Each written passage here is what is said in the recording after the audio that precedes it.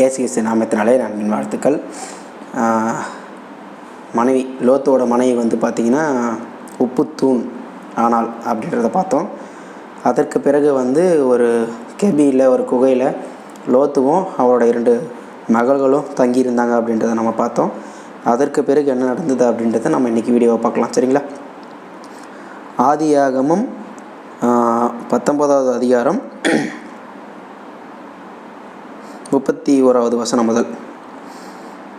அப்பொழுது மூத்தவள் இளையவளை பார்த்து, நம்முடைய தகப்பன் முதிர்வயதானார், பூமியெங்கும் நடக்கிற முறைமையின்படியே நம்முடைய சேர பூமியில் ஒரு புருஷனும் இல்லை. நம்முடைய தகப்பனால் சந்ததி உண்டாகும்படிக்கு அவருக்கு மதுவை குடிக்க கொடுத்து அவருடைய சயனிப்போம் வா என்றால், அப்படியே அன்று இரவிலே தங்கள் தகப்பனுக்கு மதுவை குடிக்க கொடுத்தார்கள். மூத்தவள் போய் தன் தகப்பனோடு சயனித்தாள்.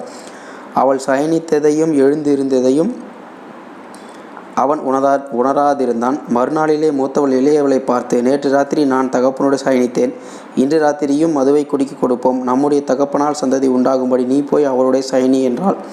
அப்படி அன்று ராத்திரியிலும் தங்கள் தகப்பனுக்கு மதுவை குடிக்க கொடுத்தார்கள். அப்பொழுது இளையவள் எழுந்து போய் அவனுடைய சயனித்தாள். அவள் சயனித்ததையும் எழுந்திருந்ததையும் அவன் உணராதிருந்தான். இவ்விதமாய் லோத்தின் குமாரத்திகள் இருவரும் தங்கள் தகப்பனாலே கர்ப்பவதியானார்கள்.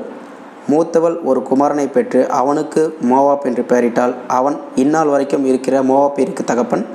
இளையவளும் ஒரு குமாரனை பெற்று அவனுக்கு பென்னமி என்று பெயரிட்டாள். அவன் இந்நாள் வரைக்கும் இருக்கிற அம்மோன் புத்திரருக்கு தகப்பன்.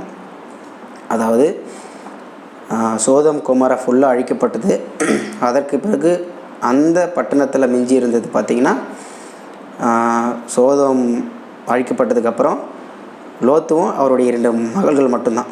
2 மகள்களும் தானாகவே முடிவு செய்து இருவரும் வந்து சந்ததி உண்டாகட்டும்ன்றதை அவங்களே பேசிக்கொண்டு தகப்பனுக்கு வந்து குடிக்க கொடுத்து, அதாவது மது அருந்த குடிக்க கொடுத்து போதையில் இருவரும் வந்து பார்த்திங்கன்னா அவரோட ஒன்றா இருக்கிறாங்க.